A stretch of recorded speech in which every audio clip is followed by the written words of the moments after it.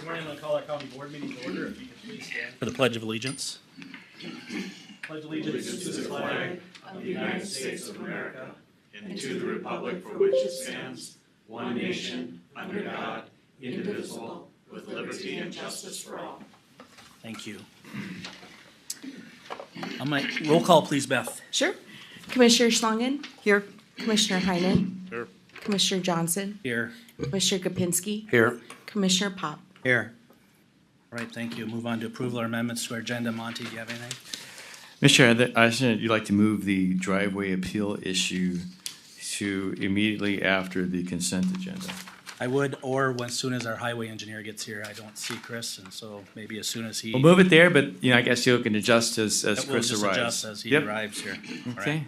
Anything else? Yes, I know. I'd like to add under administrator at 10 o'clock discussion about traveling to Washington D.C. in October with the APO regarding the 29 extension.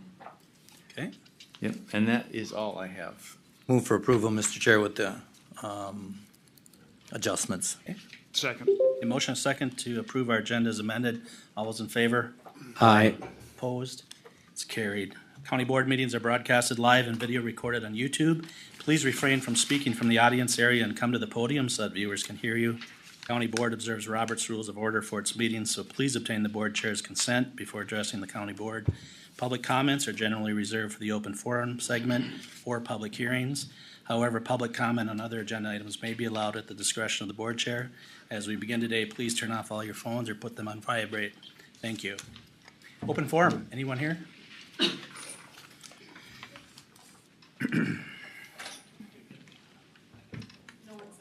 All right, thank you. All right, move on to consent agenda, items 1 through 8. Move approval. Second. Motion and second to approve consent agenda items 1 through 8. Is there any further discussion? Hearing none, all those in favor? Aye. Opposed, that's carried. Chris, we're gonna move right into the appeal. I saw you walk in, so that was good timing. If you could begin for us, please. Thank you. All right. Good morning, everybody. Good morning. I will just bring this up on the screen here.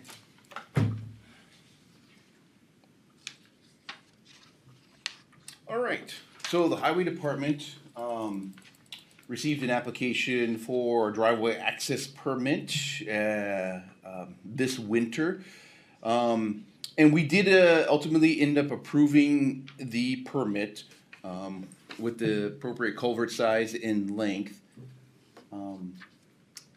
Let's scroll down here. The applicant is Gary Petrowski. I'll scroll down here to the map of the location. So we're at on Highway 9, CASA 9, County State 89, north of County Road 54. So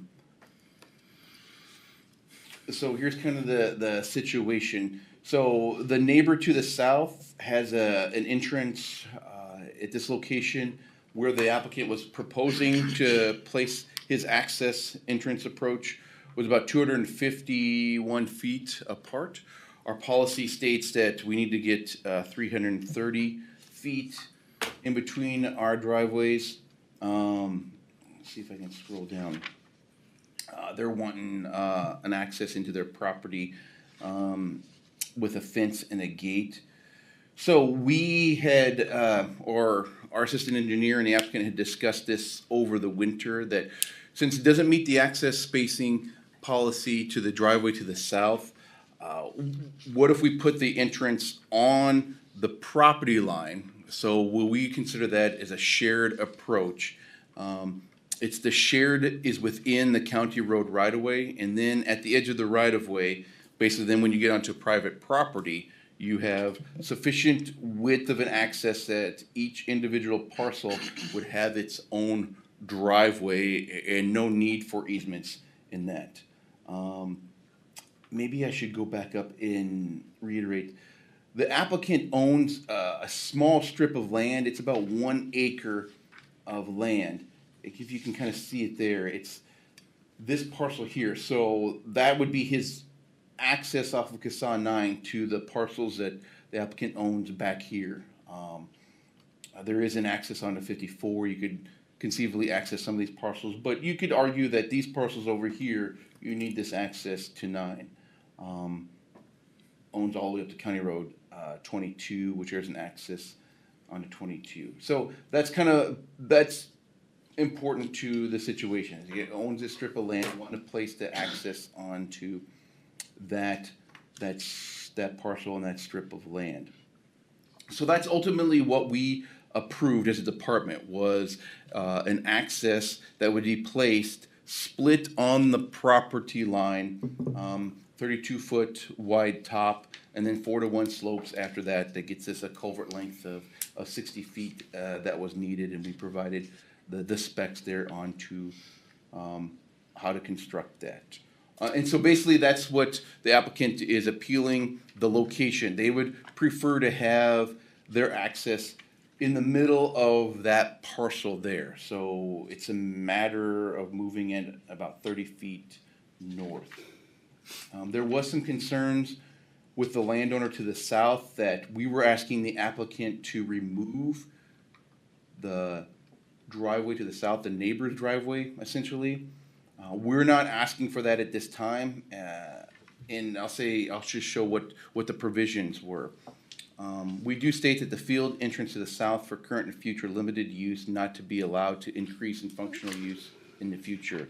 And we said likely removed. We're not asking that to be removed now. What we're just saying is that if we come through with a reconstruction project at some point, we know that we would need additional right-of-way, and we would need additional easements.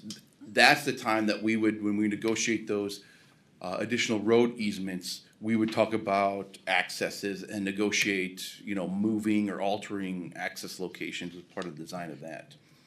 So, but our thought was, by placing on the parcel line, that maybe someday both property owners have an access point at that location that sometime in the future meets all applicable standards and specs, even though we're allowing that driveway to the south to remain at this point. So I believe we do have the applicant here, so.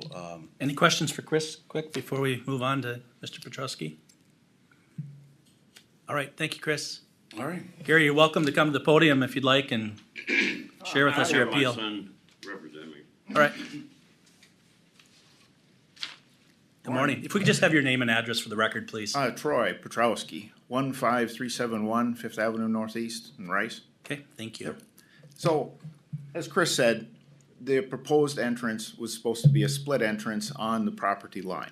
Instead, we're looking at one that is centered on our 66-foot wide strip of land that we have without any conditions, just a simple entrance right on this, centered right on that property line without considering where the other driveway is. I think it's 80 feet, something like that, a difference. Just an abatement from you that we're gonna put a driveway in there. It's not gonna serve any buildings. It's not going to be used for recreational purposes, only to access that end of our property for silviculture purposes. Now, we do have entrances on the other sides that we could access that. However, you can't get, because of the grade of the land in there, you really can't get dump trucks or fire trucks or any other kind of heavy equipment in there because you just can't even get up the slopes with that equipment. So that's really what we're looking for, is just an abatement on that 330-foot rule. So Troy, two questions that I have just for clarification. I think during our discussion, Commissioner Pop and I met with Gary last week, and Chris and Mark Lloyd over at the Highway Department, and kind of reviewed this appeal process. Yep. One of the things that were mentioned there was, I think you talked about gating the property. Yep. Approximately 100 feet off of the center line, is that correct? Yeah, so that you could get a full-length semi in there without that was my anything point. overhanging the county road or even being on the easement. Right, and then also we talked about an easement to the Wunderlich property to the south. How does that fit in here? I didn't hear you talk about that at all. No, that we really haven't gotten anything totally positive from Steve on it. I wanted to go with this route first as an abatement on the 330-foot rule and see where that goes. If there's an issue with it. Because the 330-foot rule, that's something that you guys came up with, right? Well, that's Well, county it's policy. been policy for yeah. quite some time. And that's why the appeal is for that. I understand Yeah. that. I think part of the discussion we had that day, though, was to provide an easement to Mr. Wunderlich. But yeah, that he was kind of in agreement that day, from what I understood, that that would satisfy him. And that is a possibility, yeah. I Well, mean, if it's that's, gonna have to be more than a possibility at this point, because from what I gathered when we were on the meeting with him, that he wanted some access in case that was ever taken out, you know, when we rebuilt that road. the current access that he Yeah, has. yeah. Yeah, well, I mean, that is, if there is no abatement of the 330-foot rule between driveway entrances, then yes, an easement would be granted to Mr. Wunderlich so that he could access his property. But he wouldn't need that if the appeal was denied, then the approach would go on the property line and he wouldn't need that easement. Because he'd have access to his property. No, the that only way. thing is if it goes on the property line, it's very much to his detriment because essentially he gets right off the county easement and he's filled with nothing but trees and Yep. brush. Yeah, And we seen that part on the deal. so it looks nice on paper, but when you get there, it's Yeah. a mess. Commissioner Kapinski? Mr. Chair, I think what Commissioner Pop and Commissioner Johnson are talking about is if this driveway, if you put this driveway within that 300 feet or whatever, we give the variance, what'll happen is if anything is done on that road, in the future, his driveway could go away and he could be stuck with no entrance to his property, correct? Yeah, I think that was where I was getting at with the easement, because if the appeal was approved, I would there should be a condition there that an easement would be made available to Wunderlich, because that was part of the discussion. Acceptable? It's acceptable. A variance, we're looking for a variance because of the fact that there's extreme hardship for Mr. Wunderlich entering the property. And we thought the best way first would be seek an abatement for the 330-foot rule. If that failed to pass, then we would offer Mr. Wunderlich an easement, which we have done. And I believe he has responded to a couple of individuals here. So that's the route we wish to take. First, we would like to see the 330-foot rule abated because of the nature of the area. And secondly, if that failed, then we would offer Mr. Wunderlich an easement, which he has a copy, and I believe copies have been made available to Chairman Johnson. I guess Gary, I'm not following you there, because when I left the meeting that day, I understood that if the appeal was to be approved, there would be an easement off of that new location that you're requesting to the Wunderlich property, because that's what was presented that day. Well, and essentially that still exists, but we wanted to air in front of the board, entire board, the possibility of getting a variance for the 330-foot rule. What this would allow is Mr. Wunderlich to maintain his current driveway and not encumber ours. If that fails to pass, then we are willing to give Mr. Wunderlich an easement from a driveway placed on the center line of our property. Mr. Chair? Commissioner Pop? So, Chris, is that, we have never had the abatement of the 330-foot rule as long as I've been here. We've always had the appeal with certain restrictions, you know, whether you go on 78 or the other ones that, you know, was always something, we lined it up or something. Is that something highway? Well, I guess maybe I'm a little confused too. So like, from our standpoint, that's why we were suggesting and approving it on the property line. There would be no need for easement. So and what I understood from what the board was saying here, that if we abate the 330-foot requirement, that's when we would need the easement, because then the access lies wholly within one individual's parcel. Whereas if it's split on the parcel line, we've done this numerous locations, there's no need for easement, because one could argue that there's sufficient width to, you know, you got 16 feet at the right-of-way line. that you could drive on individual parcels and not have to drive across property lines. We had a recent case where there was somebody wanting to appeal a residential driveway with a solar farm, and a pin got put right at the right-of-way line on the parcel line, and residential traffic and construction traffic was able to navigate on each individual parcel without having to cross that parcel line. Commissioner Pop? So, would this be something that if we set precedents of abating the 330 feet, that we could get more and more of these instead of, I can't ever remember we abated the 330 feet prior to this. Well, Commissioner Pop, we would be, if we approved the appeal, we'd be doing that automatically. Right. But, Well, we but could, again, my recollection of our conversation was that we needed an easement from Mr. that Wonderlich. we were gonna provide Mr. Wunderlich an easement off of your proposed entry, not off of the parcel line, but off of what you've proposed on your 66-foot property. You're absolutely right, Commissioner. Okay, The thing I did want to do, in all fairness to Mr. Wunderlich, is to attempt to abate the 330-foot rule. This would leave his current driveway intact. Correct. And give us what we want. If that's not an option, and the board decides that it's not an option, then we will give Mr. Wunderlich an easement from a driveway centered on our property. And that was what we necessarily talked about at Highway. Maybe to address your concerns, Commissioner, I guess the 3 to 30 foot, so what we're, excuse us just a second, Chris, he's gonna shut that microphone off, Oh my gosh, gotta go. Somebody online is not muted. I think I'm breaking in on your meeting, gentlemen. Oh, hi, Steve. Yep, Okay. Oh, we want him we on. want him Monty. on. He's the landowner. We want him on, he's the landowner. Oh, okay, excuse me. Sorry, Steve, we'll get you turned back on here. Keep muted. It looks like he's unmuted now. He's gotta unmute himself. Steve, are you muted by chance? It says keep muted. Try it again, there you go. Allow to unmute. He should be able to unmute himself now. Steve, if you could try unmuting yourself again, please.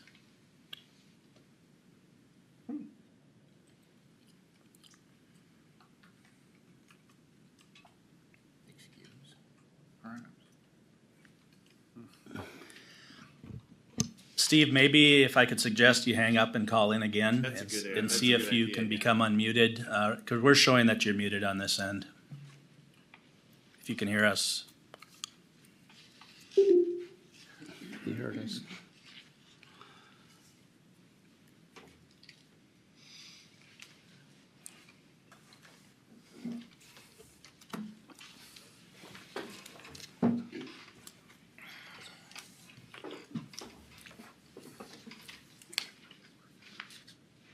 Yeah. I want to hear what Steve says. Are there any other counties that require a 330 foot between a driveway and road? yeah, and in some locations, depending on the roadway, it may be even a greater spacing. Now, what do you do about parcels that were, say you got a 5-acre chunk between two 80-acre pieces, and the driveway entrances are 330 feet apart, but you gotta put somebody in the middle? How are you gonna do that? Well, we look at relocating driveways and sharing them. And kind of back to Commissioner Pop's concern about the 330 foot, you know, that standard doesn't go away. The idea is that when we come through someday and reconstruct that roadway, we will bring that whole roadway up to the current safety standards. And that may include negotiating with landowners and moving driveways. So the purpose of the easement today is that some future condition, although we're gonna allow all driveways to stay today, that future condition is when we reconstruct it and bring it up to safety standards, that may be that the driveway stays on the Petrowski property in the future, but that neighbor to the south has access through that easement. Chris, I see, Steve, are you with us? I think so. Yep, we got you now. Go ahead, share what's on your mind. Okay, I missed an awful lot of that, but, you know, the main thing for me is I want to keep that driveway access. I understand 2 driveways in one spot, they're within that 330 feet. Is a Benton County policy that they don't want that to happen. I haven't heard the entire conversation. Mr. Petrowski did offer me an easement coming into the driveway he's looking at right now, the one that he's asking for. He offered me an easement on that 100 feet in where I could cut a driveway off if you guys were successful in getting me to remove my driveway. So that is hanging out there. Not sure where you guys are at right now with the whole thing. I missed most of the conversation. So Steve, where I'm at with this is my understanding is you are going to keep your existing approach that's on County 9 on your property. And that would not be discussed for removal until sometime in the future when the county would look at doing reconstruct or something of similar nature to CASA 9. And at that time, the county would negotiate and go through right-of-way acquisitions. I don't know if that's 10 years or 20 years or 30 years or whatever that is. There's nothing on the plan right now to do that I'm aware of. Along with that, after discussions last week with Mr. Petrusky and yourself at the meeting at Highway, I left there understanding that if the appeal was approved, to put the driveway approach on Petrusky's 66-foot piece of property down the center of it, that he would then give you an easement to access your property. And so it has nothing to do with your existing approach because that would stay For the time being. For the time. Yep. for the time being. That was my understanding also. Okay, And he did approach me. I have the easement sitting at home. What he's offering is sitting at home right now. I have not had a chance to talk to my wife about it. Been at work, so how about this, Steve? Everything looked good. He did give me 100 feet in on his driveway that I would cut off and go into my property. Okay, here's what I'm thinking. So that is there. Here's what I'm thinking. What's I want to run by you what I'm thinking maybe is a possibility here, and maybe to Gary and Troy, is if this appeal was to be approved today with a condition that there's going to be an easement to Mr. Wunderlich.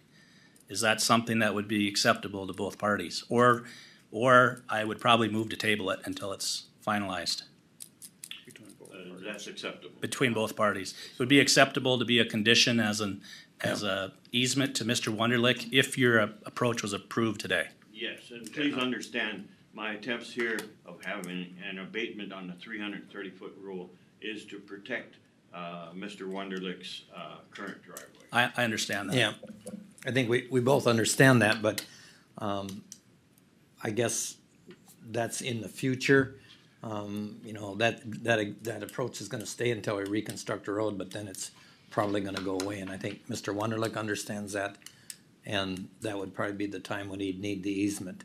And so we can't let him in the dark, or future property owners in the dark on what will happen to that property. Say he wants to sell off a hunk of that. Commissioner, I fully understand that. I don't like the fact that Mr. Wunderlich may lose his driveway. And that's part of the issue of suggesting a variance. However, if that's impossible, Mr. Wunderlich has been offered an easement. He has toured the property this last weekend, and I believe pending an opinion by his wife, he's ready to accept it. Okay. Okay. Anything else? Any other comments, Chris? Board members, questions? All right. That does sound correct to me, Commissioner. Okay, thank you, Steve. I'm gonna move approval of the driveway approach as presented by the landowner under the condition that an easement is offered and successfully filed, recorded with the Wunderlich property. Yeah. Okay, Acceptable. that's the condition. Then we can move on to today, so that's my motion. I'll second that. All right, any other discussion? Hearing none, all those in favor? Aye. Opposed? It's carried. Thank you, gentlemen. Thank you, Steve. Thank you.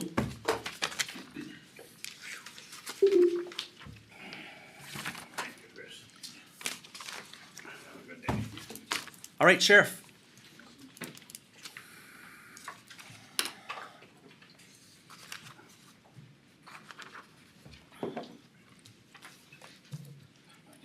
Morning. Good morning. Morning.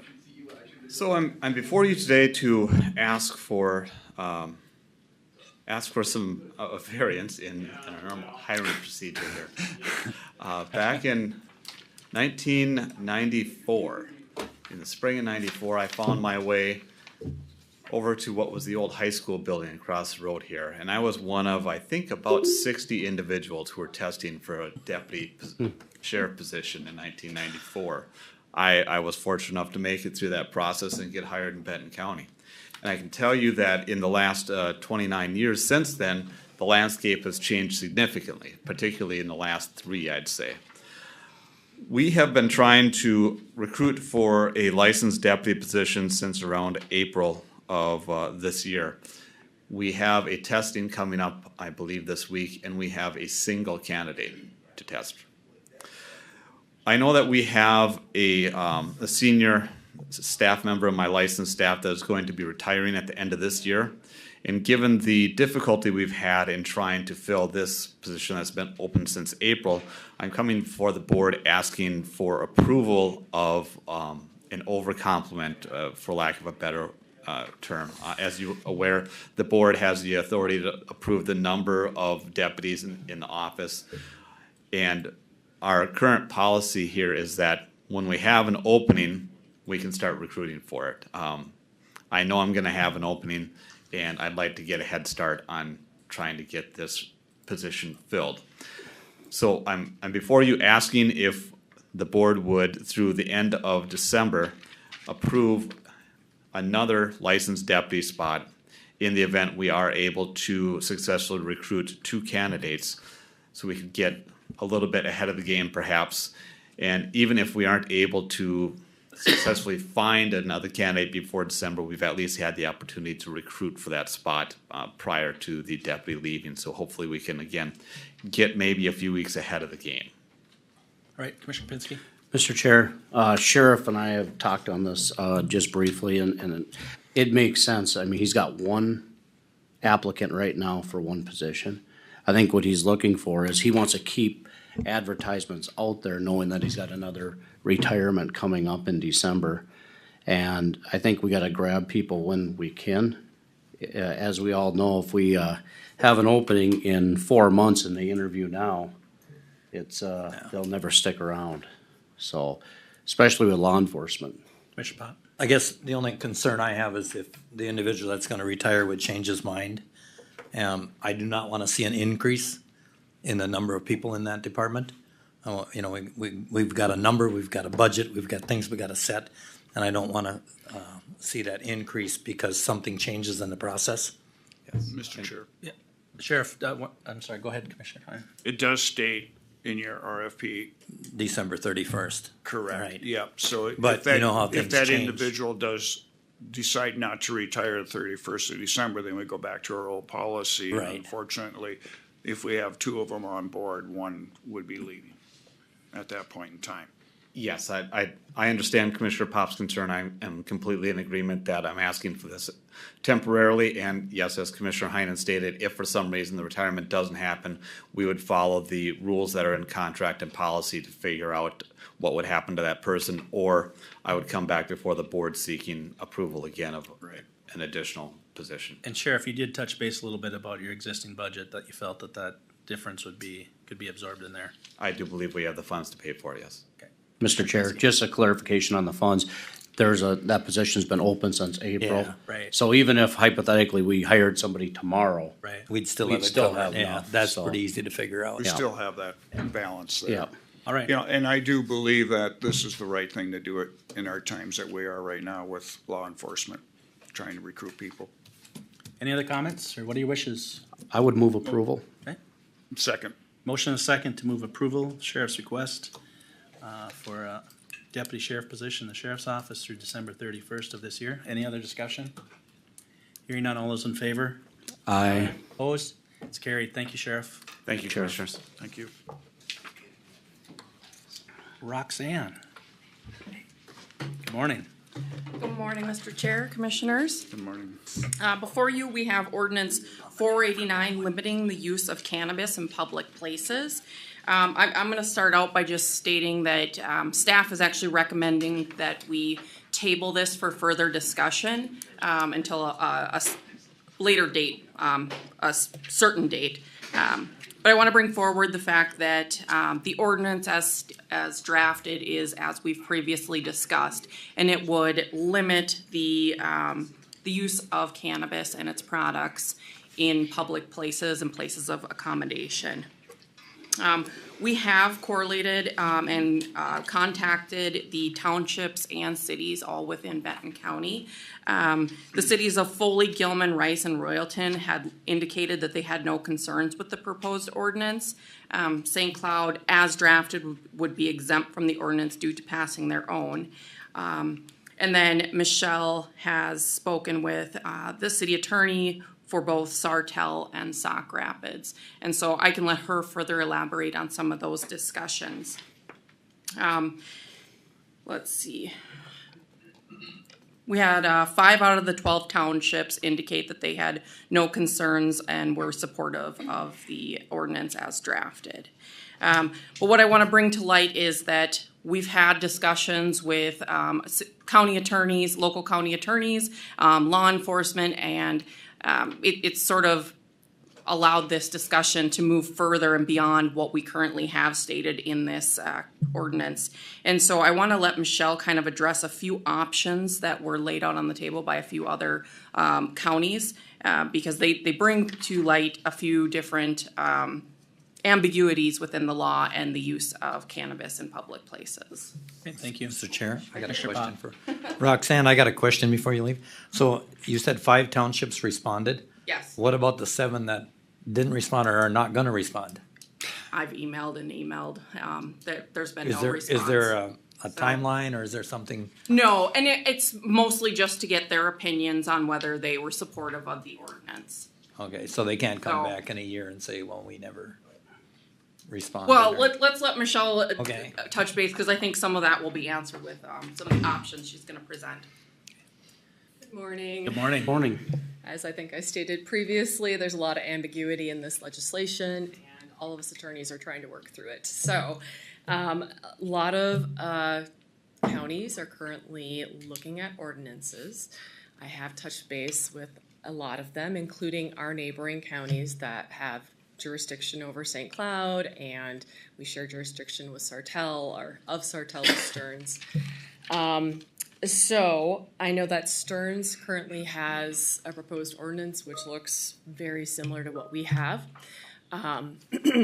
They have 2 weeks to kind of provide comments and decide what they want to do.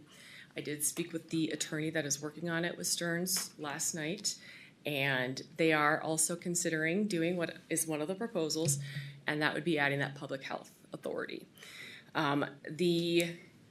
Several other counties have now added that into their ordinance as well to kind of get rid of some of that ambiguity. Wright County is considering theirs today. It looks a lot like Stearns and ours, but they've added that public health authority. Crow Wing has also done the same thing. Sherburne is currently kind of waiting to see what all happens with the surrounding counties, but I've been in contact with that attorney as well. So one of the options is adding that public health authority, but the impact would be is that would reach the 4 corners of the county. Everyone would have to have or comply with our ordinance or have something that's more stringent. So that's, outside of that 152, which talks about local units of government adopting their own ordinance. The other option is we give cities and townships the option to adopt our ordinance by reference. Now, my understanding of township adoption of ordinances is limited, but it does sound like it's maybe a more cumbersome process for them. So by us having something that would cover all of that would make it easier for those cities and towns that don't want to go through that cumbersome process. But that would be an option. I know that Wright County, in addition to their ordinance, is also asking that cities and towns that ask them to cover the registration portion also agree to be a part of their ordinance. So they would adopt or, have something as restrictive as the ordinance. So there isn't a perfect solution. But I think it's worth considering. these other options to make sure that we have as much authority to enforce our ordinance as possible. Because if we don't have authority, then it was a worthless endeavor, so. Commissioner Kapinski.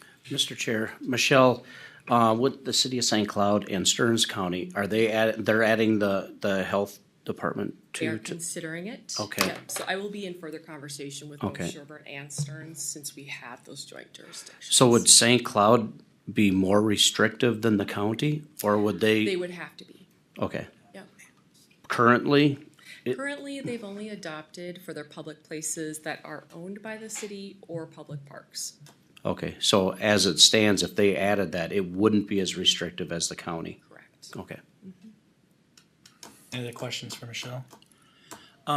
Just procedurally here, I want to clarify, I'm assuming there may be an individual or two here in the audience that maybe came to discuss the cannabis ordinance.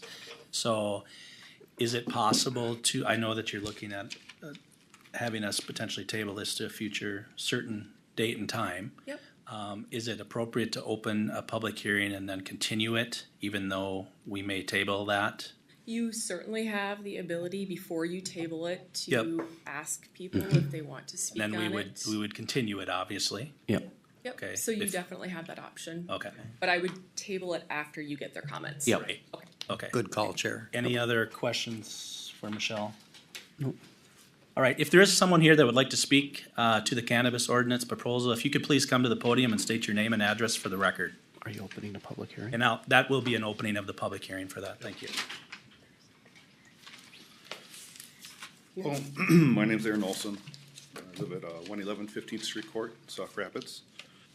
I'm not very good at public speaking. I don't do this a lot, so please bear with me. Sure.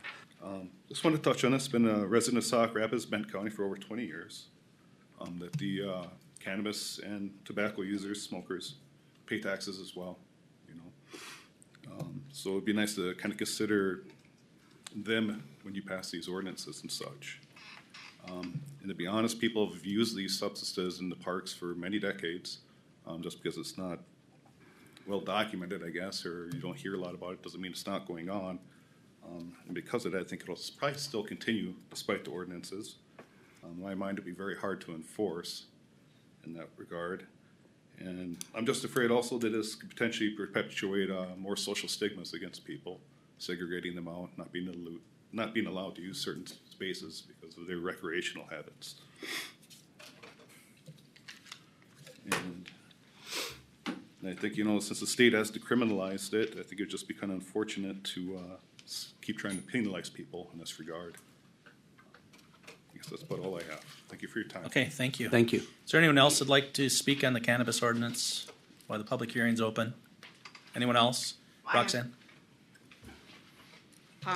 We received, well, actually Monty received an email from an unidentified individual. They had just stated, and I can provide this lengthy description to you guys, but the gist of it is that they should be no different than the rules for the use of alcohol and cigarettes. And that was basically the gist of the entire email. Okay, thank you. Okay. Anyone else that'd like to speak on the cannabis ordinance? Michelle, again, for procedurally, I'm assuming we can tie a continuance of the public hearing to the item when it potentially gets tabled here. Yep, so if you wanna invite comments again at the next meeting, you certainly can do that. Okay, and do you have a date and time that you're suggesting? Well, we probably Or wanna you do wanna a have a cow. cow first? But we still need to set a date certain. So if you want additional time, we can do the second meeting in September. If you think we want to get it sooner, then we can do the first meeting in September. I think we're gonna have a hard time getting a cow scheduled in September. Right. I think October too. my thought would be October. Yeah, the October, first meeting in October. First meeting in would be- October. What I date agree. would that be? Cause I will be out October 6th. That's the third. Okay, the third works. October 3rd. You're okay with that, Roxanne? We can get a, are we, again, though, you're talking about potentially getting a cow scheduled. Prior to that. That's my point, is that September is gonna be tough to get a cow. So, I think we need to look at the second meeting in October. I know we need to have at least one budget committee of the whole in September, so. Well, plus all the others. I know the calendar's full. for Yeah. most- Could we add it to that, Sure. a cow? we Or can- for Sure you the, could. for Yeah, the I budget think one? so, yeah. In September? What, Okay. Yeah. my question would be, what kind of timeline, how much time were you gonna need? You know, it's just a discussion with you guys, and if we have plenty of time to get something republished, if we amend what we currently have, then I think that would provide adequate time. So maybe an hour? Oh.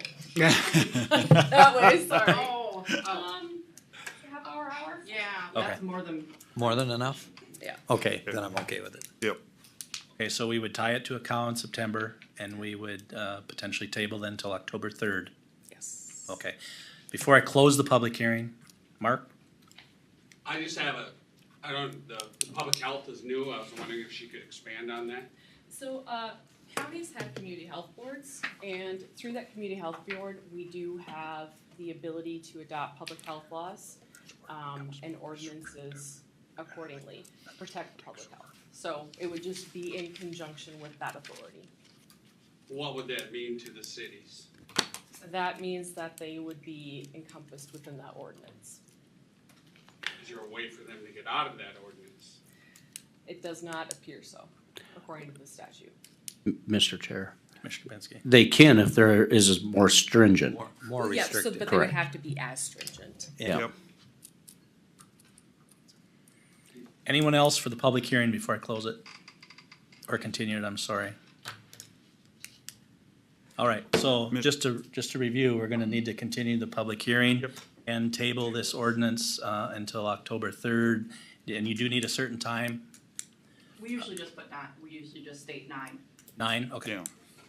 So, Motion to continue public hearing okay, And table it. and Yep. table it till October 3rd. Yep, second. all right, motion is second. Any other discussion? Mr. Chair, I just would, for the cow, I'd like to find out what the other counties for sure are doing and Yeah. stuff. By that time, I think we'll have a, Still, ruminating on the issue, so Yep. hopefully we'll have something more. All right, any other discussion? Hearing none, all those in favor? Aye. Opposed? It's carried, thank you. I'm gonna turn over the Human Services Board Chair, Commissioner Heinen. I'll call to order the Human Services Board. Approve or amend the agenda. I'll wait for Bob to come to the podium. Took the long way around today. No changes. No changes. Move for- Board members, move any for- changes? Sorry, move for approval. Second. Okay, got a motion and a second for approval. Any further discussion? If not, I'll call the question. All in favor, say aye. Aye. Opposed, motion carries. Consent item, agenda 1, 2, 3. What would you like to do with that? move approval. Second? Got a motion and a second. Any further discussion on those 3 items? If not, I'll call the question. All in favor, say aye. Aye. Aye, opposed, motion carries. Bob, consider the community health specialist position. The first 2 items Jacqueline's gonna discuss. Morning, Jacqueline. Good morning. I just have a handout here and I'll pull it up quick off the. Oh, there's computers. Okay, thanks.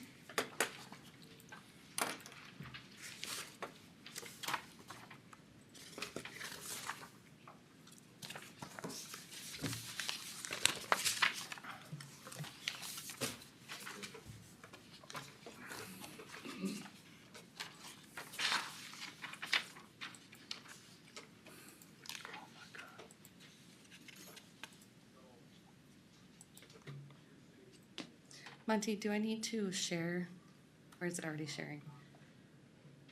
Would you like to? Yeah. The presentation? Come on, so the folks I go to Yeah. can see it? Yeah, sure, hang on, let's just pull it. I've done this a long time. Let's see here, I think it's, share. Let's see here. Window.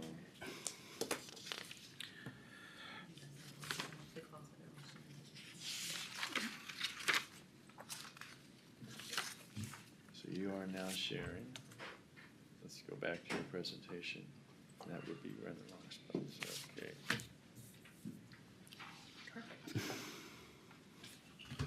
Okay. Well, good morning, Commissioners. Good morning. Well, I'm here today to talk about a new funding source that we've received, which is exciting, but also to talk about how we may sustain some of our substance use prevention and opioid settlement work specifically with that new funding source as well. So both of my agenda items kind of roll in here to one as well, but I'll get to that in a bit. If you remember back to our May Committee of the Whole meeting, I had talked about our public health project coordinators concluding their time with us back in July. And so coming today to talk about how we can sustain mainly our opioids, but then also some of the new items that are coming up here in the few months and years to come as well. So Benton County Public Health is facing demands in meeting current and upcoming duties such as opioid prevention and education, cannabis prevention and education, community mental needs, as well as general substance use prevention, especially following the COVID-19 pandemic. As you know, specifically for opioids, we were able to begin our work with our public health project coordinators with the settlement funds. And they did a fabulous job. However, with their time ending in July, we're at a point where we really need an individual to serve as our lead in this area in order to identify, plan, and collaborate and sustain that work as our board decides how we want to disperse those opioid settlement funds. Our staffing capacity needs exist to project manage this work, as well as develop a full plan and process for spending of the opioid settlement funds.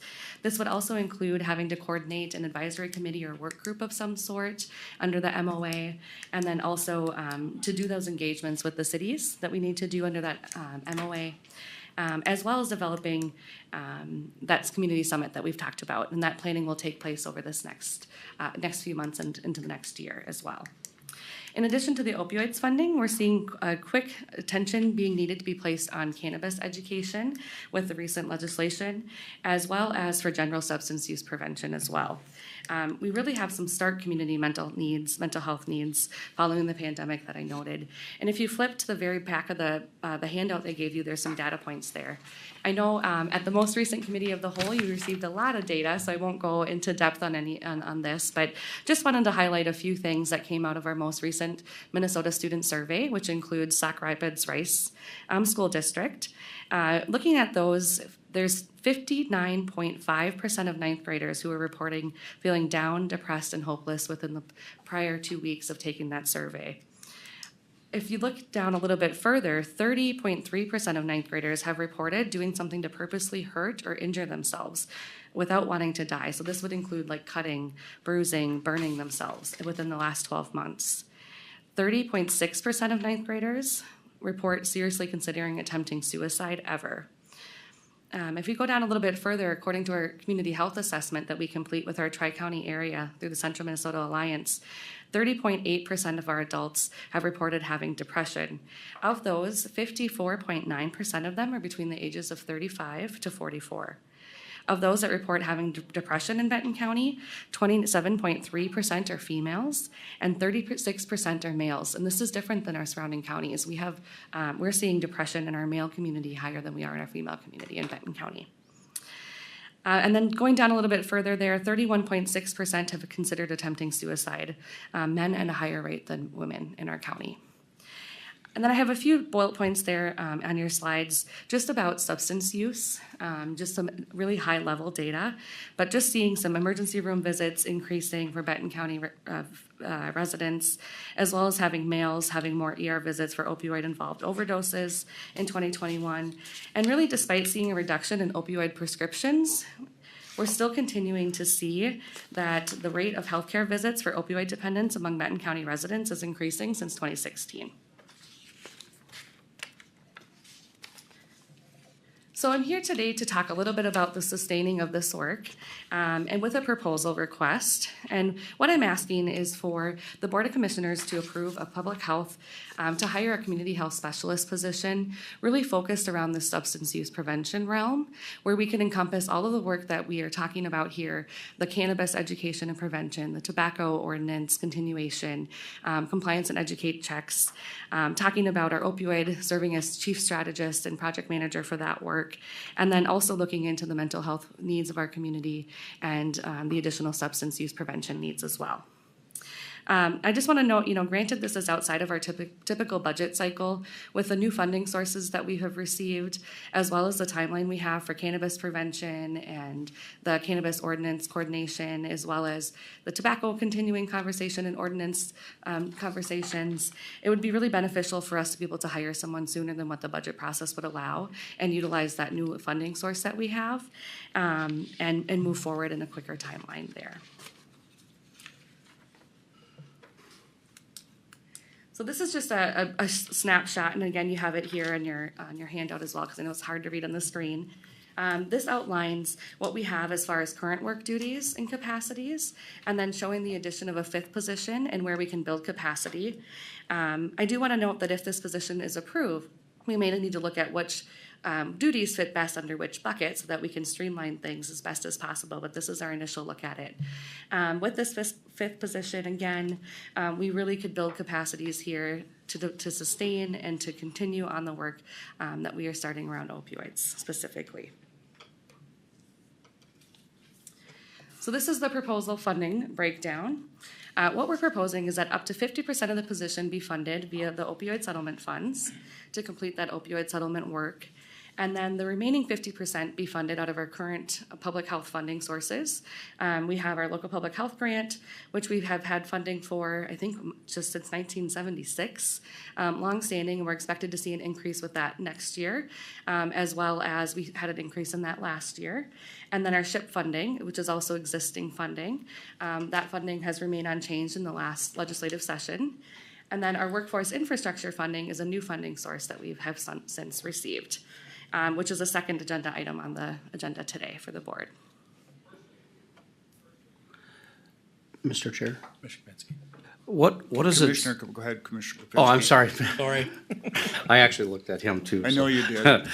Anyway, Mr. Chair, Benton, what is this 146,238 effective through 11/30 of 2027? What is that? Yep. Are you talking about the workforce infrastructure funding? Yeah. That is our new funding source. So we received a new grant. Yep. And I'm proposing to use these new grant funds towards this position. So this position would be 50% grant funded and then 50% funded by the opioid settlement fund, which all of those funding sources are intended to be used to offset those, not you having to use county dollars. Okay. Yeah. My concern is, and we've been dealing with opioids at my health panel that I'm on. Mm-hmm. We're getting about $100,000 a year. So, and if we use 50% towards that, I mean, we're paying somebody to, I think it can be better used other places, is what I'm trying to say on that side. Out of the opioid settlement. I probably agree with you on that. The last thing I want to do is create a position that is paid by an opioid settlement it's all used up in labor. Yeah, I understand that. So that's where I think we're trying to help offset that with our public health dollars. Being as under the opioid settlement funds, public health has been charged as chief strategist. Mm-hmm. So with that will come the coordination of this work, the planning, the development, the organization of a committee. All of that takes staff time. And in addition to that, looking at our settlement dollars, I do have a slide in there if we just want to jump to that one that talks a little bit about the incoming settlement funds that we have. Initially we were looking at receiving 1.4 million. Now we're looking at receiving 2.4 million over the 18 years. Yep. We also have a pending allocation coming from the city of St. Cloud. I think that's somewhere around 15% of their settlement allocation as well.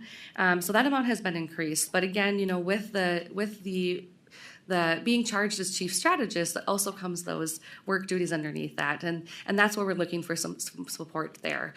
Because otherwise that comes out of our local public health dollars and we're burning out our budgets there as well. So we'd like to be able to have the opportunity to request to use some of those funds. I think when I did the math, it was about 38% of the opioid funding. Okay. Mr. Chair, oops, I did look at you.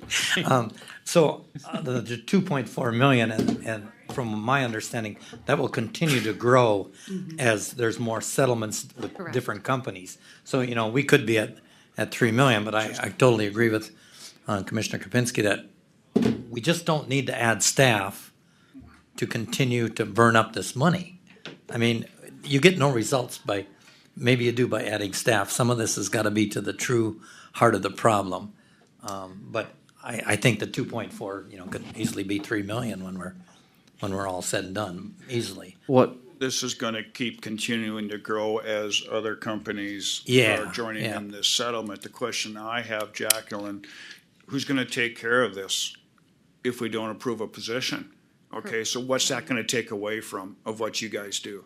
Right, and that's kind of the dilemma that we're at. We have already agreed to all of our existing duties. We have grant agreements in place where we are expected to fulfill. Yep. And so right now, what we've been doing is kind of piecemealing it between staff to try to make this work so that we can keep this work moving. But it's not sustainable in that sense. And we know, we are hearing from our schools and our community partners, just the substance use in general, just use of high alarming rates, and we really do need community prevention there.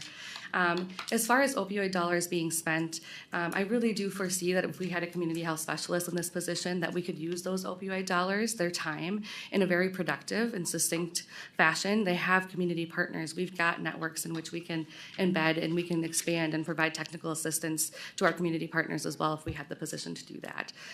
So I understand your concerns, I do, but looking for that sustainable solution as well. Mr. Chair. So if it, go ahead.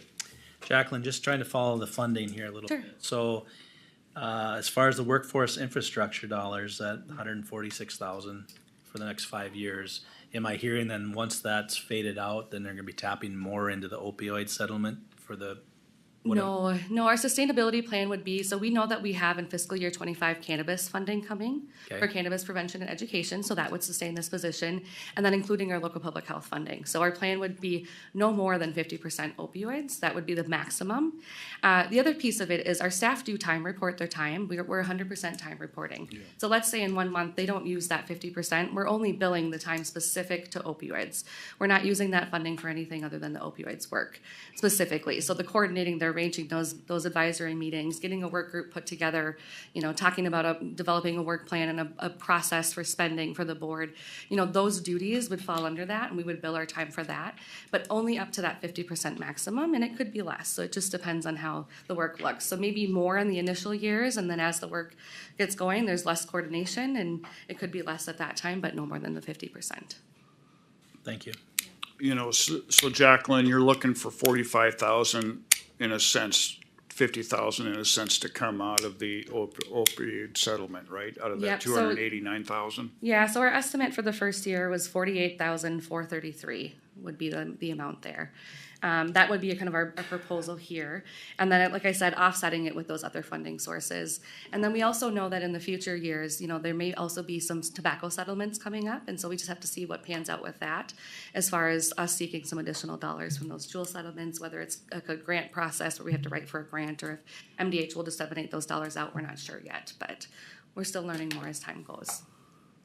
Commissioner Kapinski. Mr. Chair, so with the EMS board that I sit on, we're sitting here going, why? I'm kind of looking at it going, why wouldn't the opioid cell be better having a regional board use this money for all the counties and be the steward of that money, because that's what they deal with. That's the medical services board.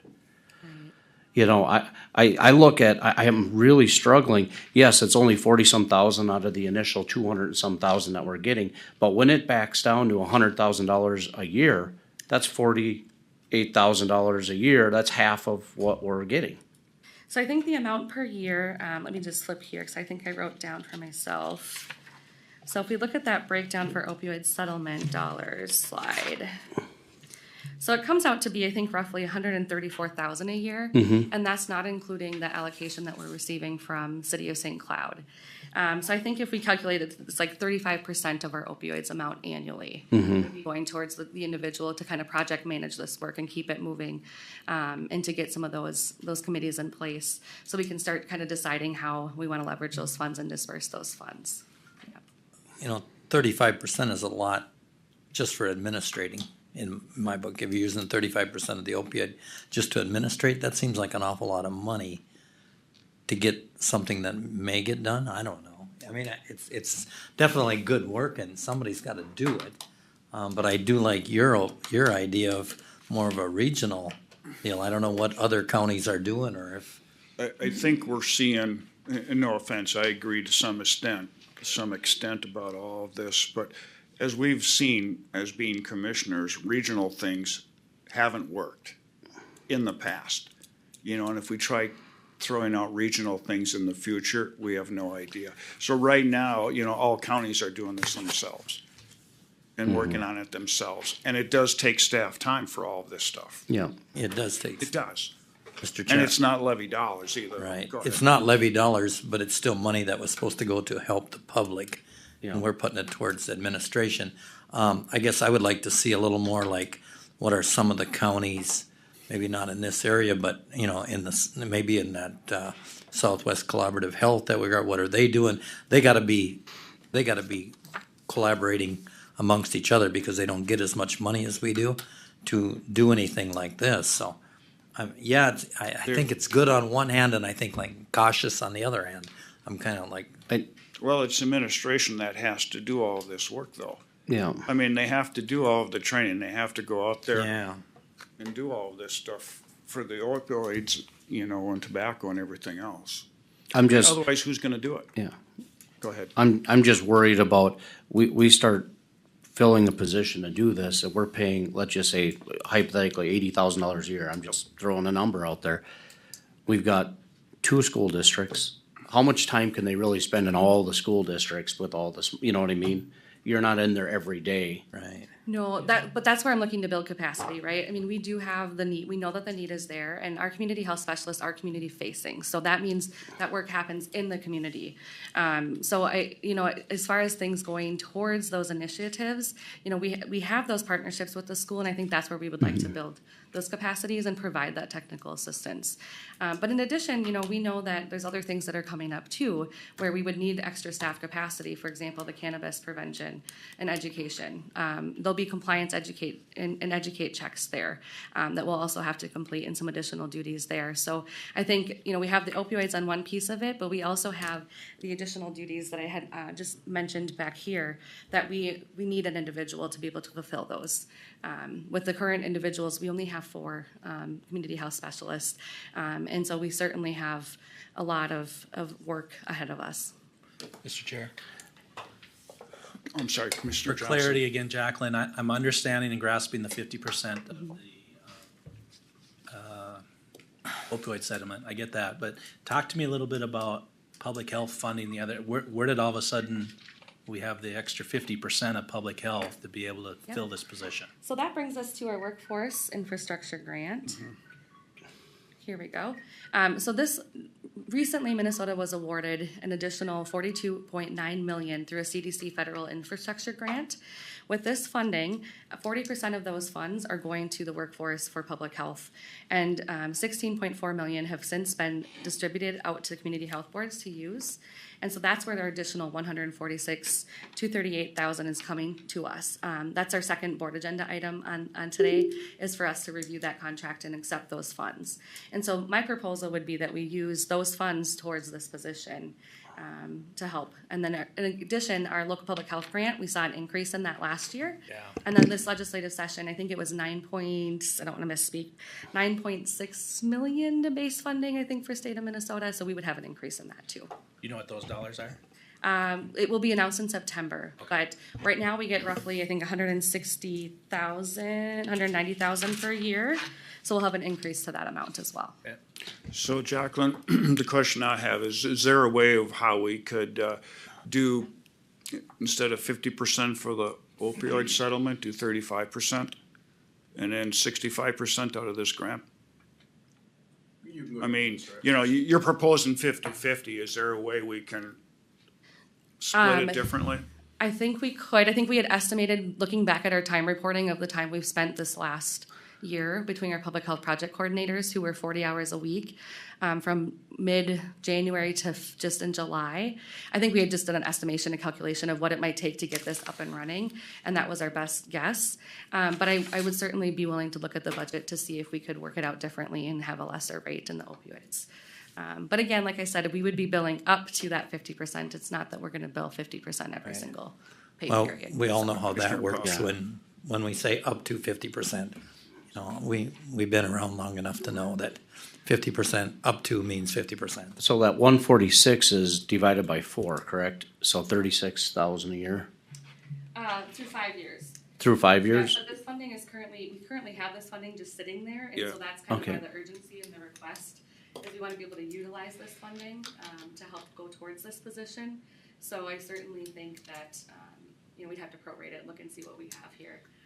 I'm not sure if they allow carry forward, so we may try to expend more down this year in that funding source and then look at it next year. But I think it's about 24, it's on the spreadsheet. It is, yes. This- Commissioner Kapinski. Mr. Chair, this would have been a good thing to have at the cow. Yeah. You know, I mean, just being honest, it would have been. It was intended to be on the cow, but I think this was something that it was urgent, and we needed to get Okay. it resolved sooner than that. But I did want to also say that with this whole topic of opioids is a bucket of work that was handed off to the county, simply and completely a bucket of work. And if we don't have somebody doing that, and Commissioner Gopinski, you had mentioned another organization, if we were to shift all that funds, we would have to shift that bucket of work as well. And they would take complete control of that bucket of work. So I just wanted to, and that is part of what the county is tasked to do, is that bucket of work. So I want, if we do this and we say no, we also have to pass all that off and the amount of work off as well. Board members? The only other thing I would want to note is kind of my idea of this position would be to kind of bring all the different work that we're doing together into one space around substance use. So we have our Benton County Tobacco Work Group. We know that we have the cannabis prevention and education coming up. We know we have the opioids planning for spending, which requires us to have some kind of advisory committee. So having the ability to have one person kind of pull this all together, be more efficient, have that individual kind of coordinate with the same key players and same partners, it just kind of makes sense. And so that's kind of what we're hoping to do with this as well. Chair, I'd ask you to call the question. Okay, call the question. Gotta need a motion. Right, they need a motion first, right? Yep, I know. That's why I said I need a sorry. motion. Yep. I'll make a motion to approve. I'll second. Okay, we got a motion and a second. Let's go into further discussion. Mr. Chair, I just am not ready to approve a position right now based on the information I've got. I'm fine with tabling it, but I cannot vote for it at this point. Same here, Mr. Chair. I cannot vote for it until I see more information. And I have another piece for Jacqueline before she leaves too that I want to address. And Commissioner Kapinski? one more thing, I'm not saying that you're wrong at all. absolutely I'm not. Believe me, I get what the government does with work and everything like that and offloads it. I just would like to see more information and make sure we're doing the right thing, because once we hire somebody, Yeah. it doesn't go away. And Mr. Chair, that's, you know how I've been about hiring more people in county government. I think county government is overstaffed, not overstaffed. We have enough people working in county government that we don't continually need to increase. I would say we need a better understanding of what all of our people do in county government. Instead of just assuming. Mr. Chair, one last thing. I do realize that you're under a timeline so we can start utilizing these. So I think the quicker we could, if we do choose to table it, I'd like to get this done rather quicker than longer. Okay, first of all, Yep. we've got a motion on a table of approval. Any further discussion on that part? Okay, if not, I'll call the question. All in favor, say aye. Aye. Aye. Opposed? Aye. Motion fails. Now, Commissioner Kapinski. I'll move approval to table this and get more information so we can bring it back at the earliest later date we can. Second. Got a motion and a second. Jacqueline, oh, that'll be a question for the next one. Okay, good. Any further discussion on that motion? Now I'll call the question. All in favor, say aye. Aye. Opposed? Aye. Motion carries. Thank you. And Jacqueline, thank you for your work on this and your whole group. I just want to make sure that we're working this out correctly. Spending it in the right place. Exactly, yeah. So, what I heard was the amount of maybe 35%. And so if I look back and do some number calculating, is that where the board is maybe comfortable with? I'm just looking to kind of get a sense. Jacqueline, I threw Is there a range or? I threw numbers out to make them think about it. Yeah. So I don't know if they're ready to throw numbers out of percentages. And Mr. Chair, if I could, maybe a couple different scenarios. Yeah. And then also a complete, like a job duty list of what this person would do, like here, you know, like 20% on doing the opioids and 30% doing the cannabis, stuff like that. Sure. Yeah, we can pull that And what together. that all would entail, going out to schools, doing, you know, just a job description. Yes. So I believe it sounds like we may be setting some cows at the end of the board meeting today.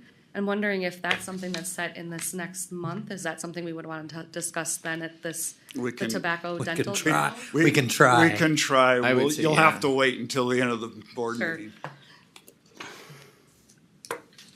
All right. Well, then I think the next agenda item is just that workforce infrastructure grant, which we could accept and accept that contract and funds today if the board so chooses. And then that piece of it is done and we can get that rolling through the signature process. And then that would be ready to go should we decide to move forward with a position. Yep. Okay. Board members, I'll move for approval. I'll second. thank you. Got a motion and a second. Any further discussion? If not, I'll call the question. All in favor, say aye. Aye. Motion carries. Thank you. Okay, what else do we have? Presbyterian Family Foundation. My computer is just not moving here. Bob, you taking the next item, please? Yeah, we have a quick item here, and Adam's gonna come up and discuss it. Take more than a minute or so. Oh, that's it.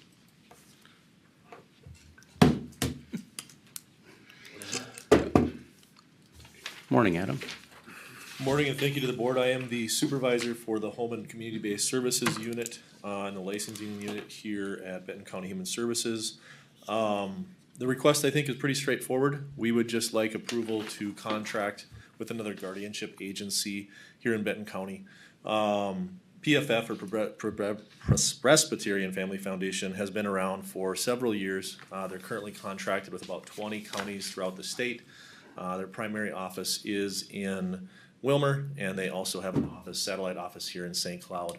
What we'd like to do is we'd like to diversify our guardianship contractors. We currently contract with 2 separate guardianship providers. The cost of this is in line with the other guardianship contract agencies that we have.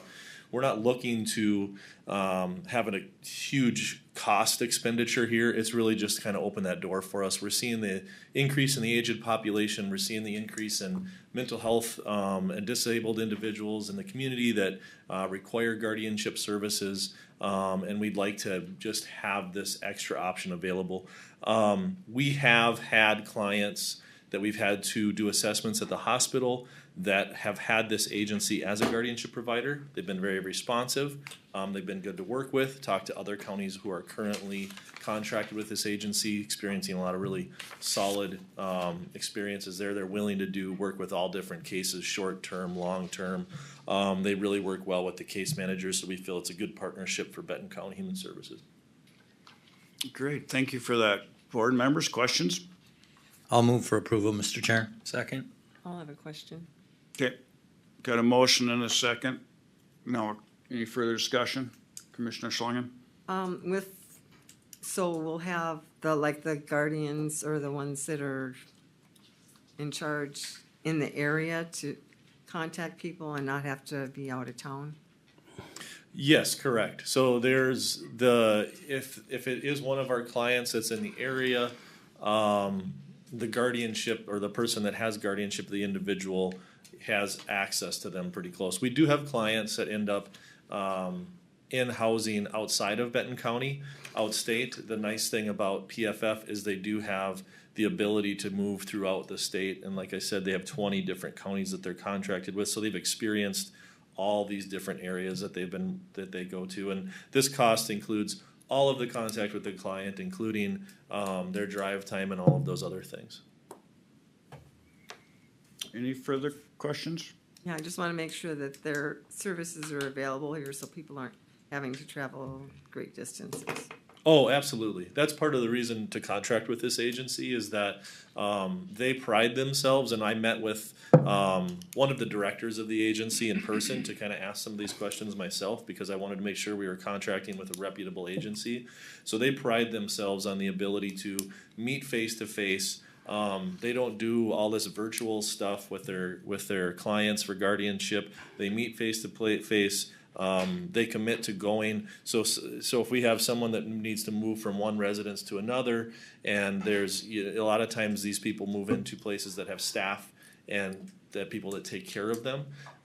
They go there, they tour these residents. They're very hands-on with their clients, which was something that I wanted to make sure we had for our high-need clients in the community. Sounds good. Any other questions? Any other questions, board? Now I'll call the question. All in favor, say aye. Aye. Opposed? Motion carries. Thank you very much. Thank you, gentlemen. Mr. Chair, real quick.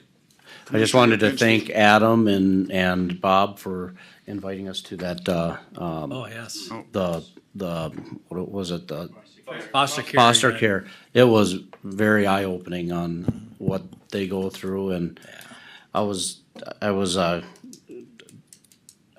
at all the adoptions that happened through that process. My Lord, Good work. yeah, and they go through how many years people have been doing it, so applause to everybody that is involved in that. Yeah, thank you for joining us. Thank you. Bob, anything else? I think we expended our 10 minutes, so. Yeah, one more thing. Commissioner So, Pop. Bob, last year in January, we adopted flavored tobacco use.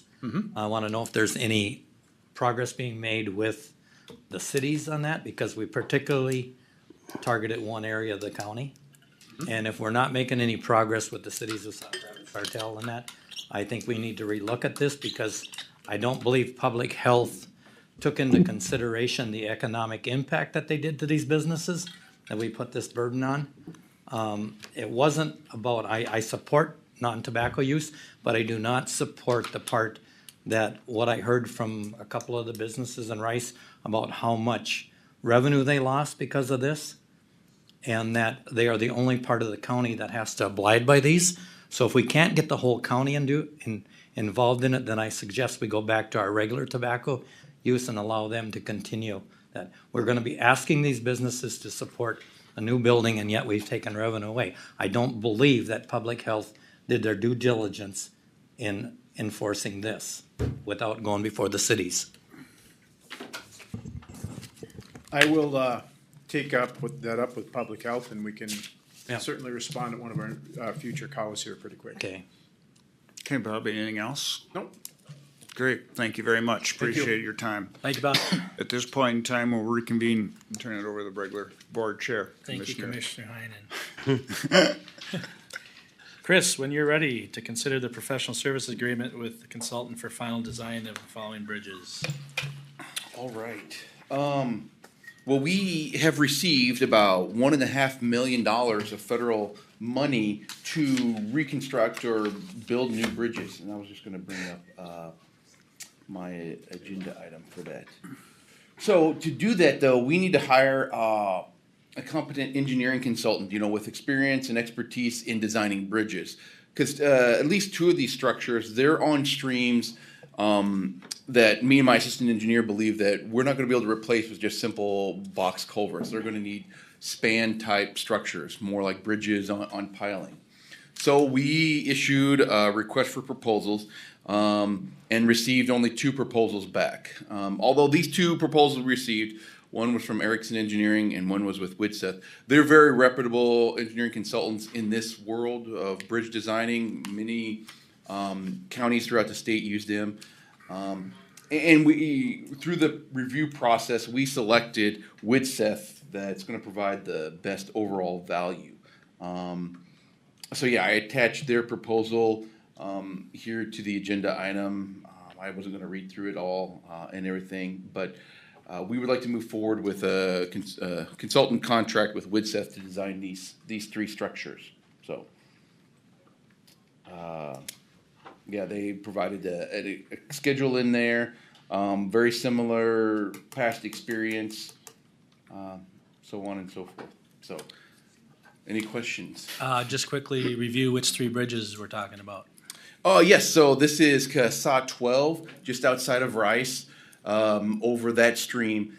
If you're familiar with that area, you know that that is a designated trout stream, which leads us to believe that we're not gonna be approved through DNR permitting to just put a box culvert in there. We need something that's gonna span that stream and not have anything in the water, so to speak. Then CASA 13 over the Elk River.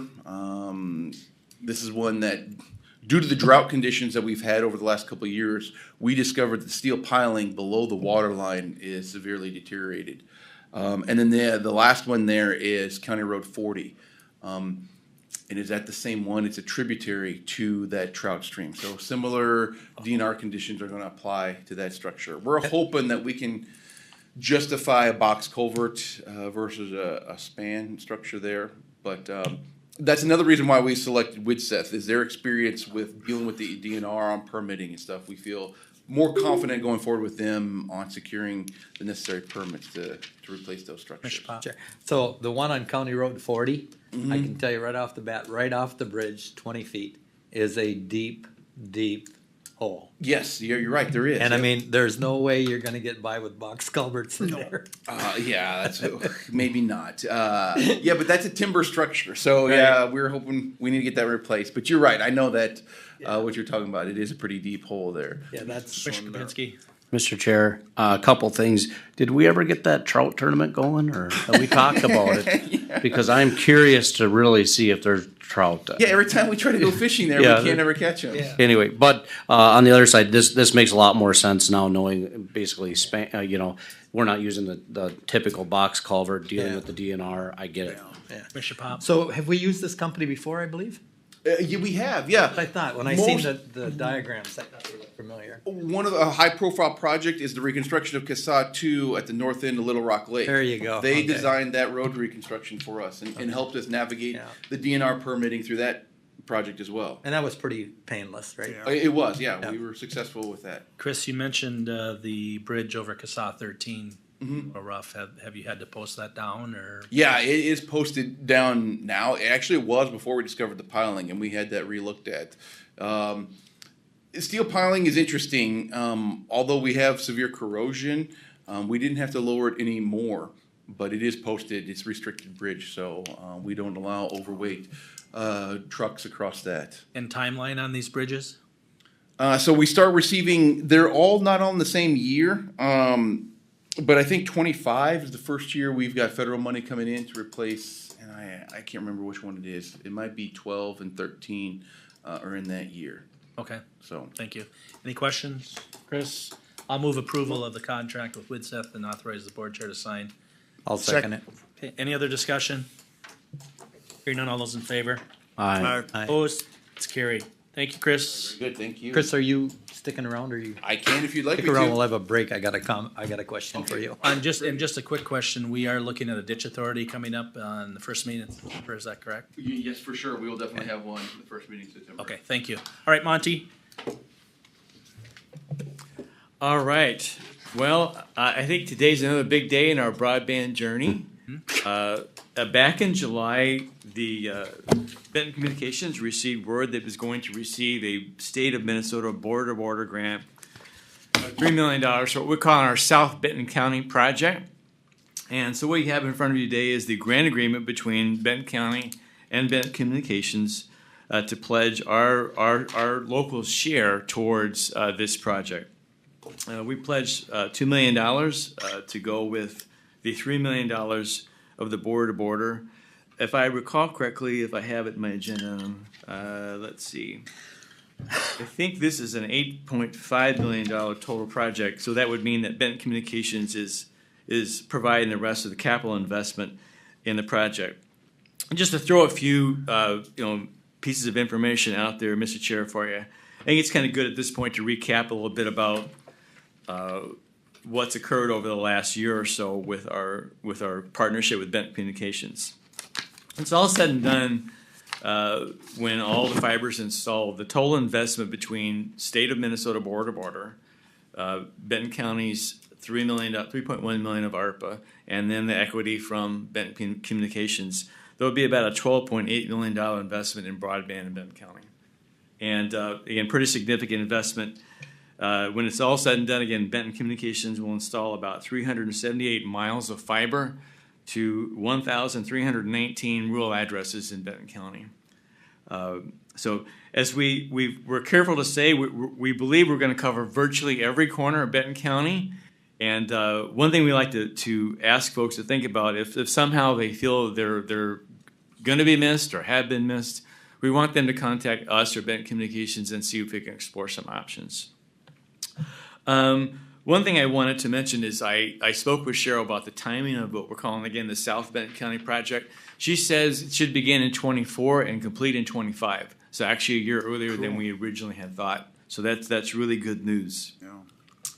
I think that's all I want to cover, Mr. Chair. Again, I think it's a very momentous day in Benton County's broadband journey to see our county virtually covered corner to corner in high-speed internet for our residents by the end of 2025.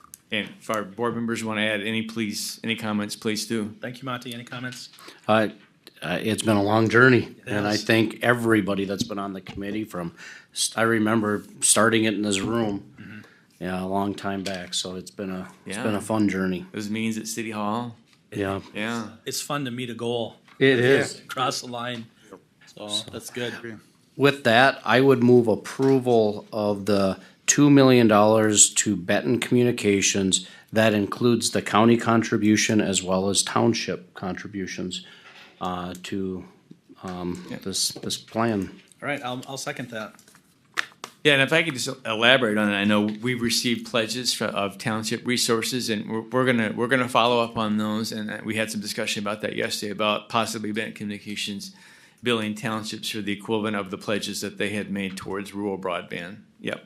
Yep. We'll And follow just up on just that. to follow on that a little bit, after our meetings with Commissioner Kapinski, myself, and Amanda, when we met with townships, it was pretty apparent that they really wanted to be able to pay Benton Communications, because that way it's a clear indication that money's spent In their township. which makes total sense. Yep. We don't need to get in the way of that, so we felt that was a very good idea, so. That's why I made the motion to make sure it included the township money, because if they pay it directly, it comes out of that $2 million. All right, any other discussion?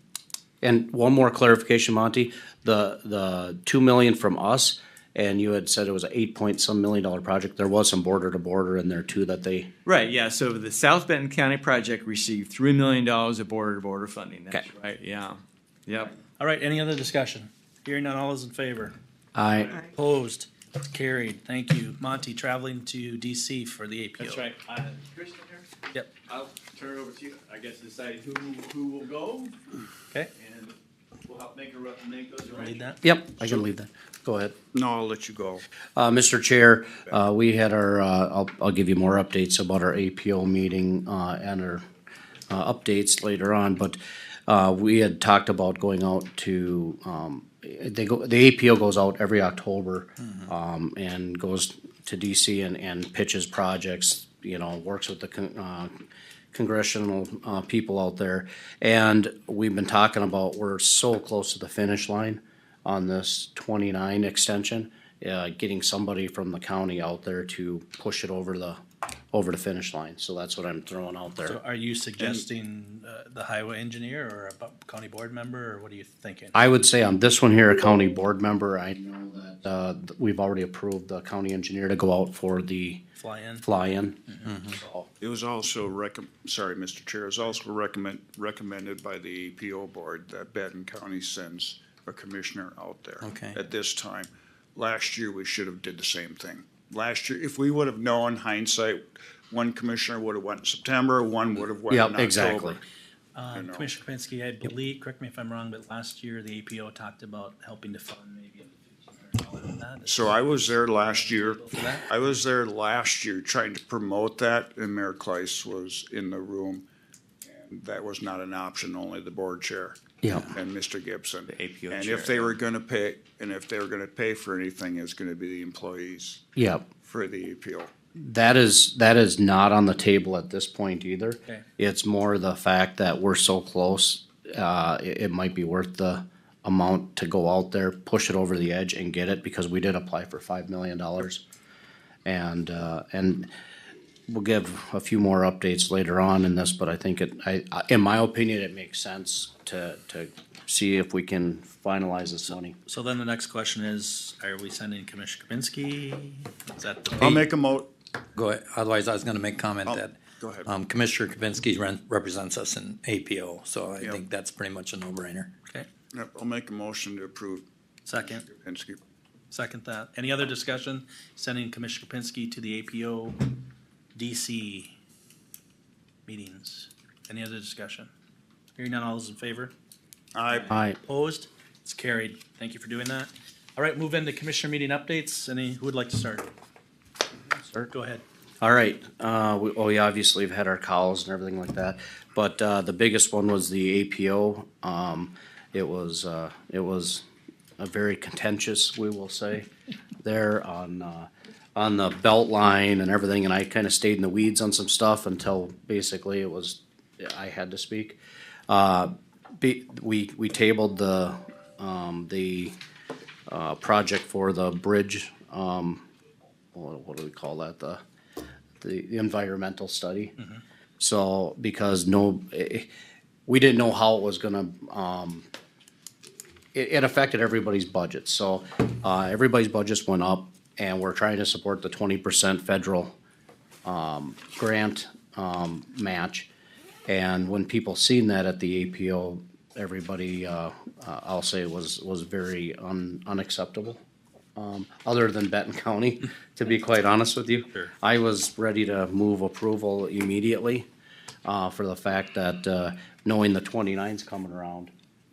This is, we would be, because it's a Beltline project and the bridge is part of the Beltline project, it's APO shared, expense. So the bridge study's $1 million with 20% match. This is a $5 million for the 29 extension with a 20% match. So at the end of the day, it was very contentious when I brought up the fact that, well, wait a minute here, we went into this a year ago. We brought it to the APO. APO agreed on it. Everybody wanted to move forward on it, all but the money. And I basically said, you guys can be, talking about your $30,000, but we might have got Benton County into a bigger match if we don't all come together. And if we all can't come together on spending $30,000 a year on something, how are we ever gonna do a project on our own? So basically, it's tabled, we're gonna go back to it, and we're gonna figure out where all this money's coming from. Everybody agreed that none of this money's going back, we'll figure it out, so. Good. But it was about a 2.5 hour meeting on that, so. Anything else? Inventing the wheel. Nope, I'm done after that. All right, thank you. Commissioner Pop? Well, I had Micah, a lot of things went on there.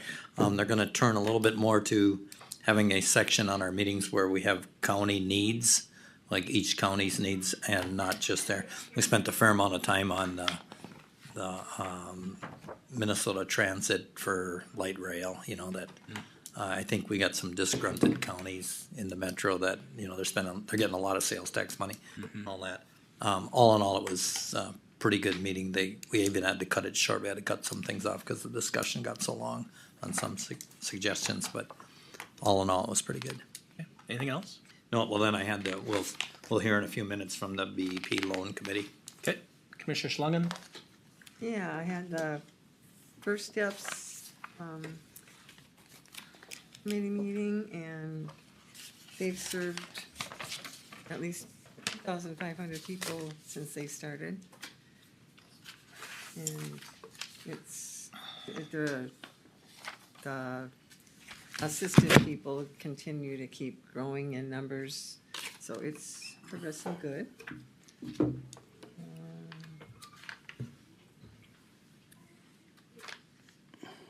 Then the RSVP is doing their volunteer recognitions in all the different areas, so I'm trying to get to as many in the area to help out and have the grandkids around for the one at Sauk Rapids Center last week, and they enjoyed that. Okay. I think that's about it. Minden Township had their meeting, and they're seeing more of these solar fires. It looks like it's mostly in connections and it's something to be concerned about, but Okay, anything else? I think that's it. Okay, Commissioner And Heinen? the cows. Okay, yeah, so I had the privilege to be in Duluth for 3 days. I'm part of the Minnesota Association of Workforce Board. Talked a lot about DEED, about how they're moving forward. One thing I will say is that everyone says we're one Minnesota. We're not. Everybody is totally different. Yeah. Every workforce center runs totally different, and they're all saying that everyone should run the same. So more to come on that. Let's see, where else? Oh yeah, I also sat down with MDH for an hour and a half at the city of Sauk Rapids through an interview process that was rather interesting. More to come on that. Career Solutions, we had to have a joint powers board on Friday instead of our regular meeting on Thursday because the board members could not make it. That's all I had besides the cows. Thank you. All right. A couple quick highlights. I had the privilege to attend the county fair Wednesday evening with Commissioner Pop as he presented the Farm Family Award to the Hackett family. So that's always a good time to see someone get recognized for that. Was able to attend the AMC's 201 class over in Lake Park back on the 3rd, I believe. Good attendance. I would say almost 100 people there. Wow. So it was well received and put on very well. Of course, Commissioner Pop and I, you understand, were involved in that entrance committee meeting, and so there was some time put into that. Commissioner Kapinski talked about the foster care event. Him and I were able to be there. That was a very good event. It was interesting. I learned a lot of things that evening, and we even talked about that maybe something we want to look at down the road of honoring these people and at a county board meeting. Had a Highway 23 Coalition Priorities Committee meeting. And talked about what the future priorities are for the coalition moving forward. It seems as though we're going to be looking at maybe changing a lot of the support on the west side and moving that more towards the north and east, which basically from Foley on up. So more discussion to that. Tri-County Solid Waste, Commissioner Persky's the chairman this year. I'm the vice chair. We met with the new executive director of the Tri-County Solid Waste, Gabby, her immediate supervisor, Shelley Benson, and the Tri-County Solid Waste attorney, just to review where our existing contract's at and what some of our options are going forward in preparing for our next Tri-County Solid Waste meeting. So that's coming up here the 24th. So I was able to review that. And that's about it. Like you said, the cows. Thank you, Amanda and Jared. Monty, yesterday we reviewed the status with townships, and we've got some things in place there to finalize that. So looking forward to that. That's all I had. Commissioner Pinsky? One more thing on that foster care. I think they had brought up some concerns on funding that I think they'll be bringing forward, which makes complete sense.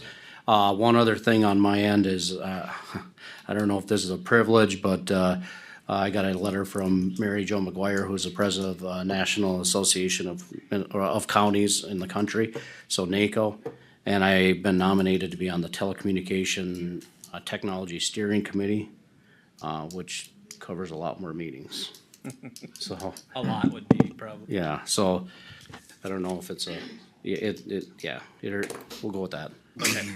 All right. Anyone else before we move to the committee of the holes? Monty. Okay. You have a list that's in your packet, suggested topics. First off would be a budget work session. You're scheduled to adopt the budget and levy September 19th. So I would propose if you could have your work session about 4 to 5 days at a minimum prior to the 19th.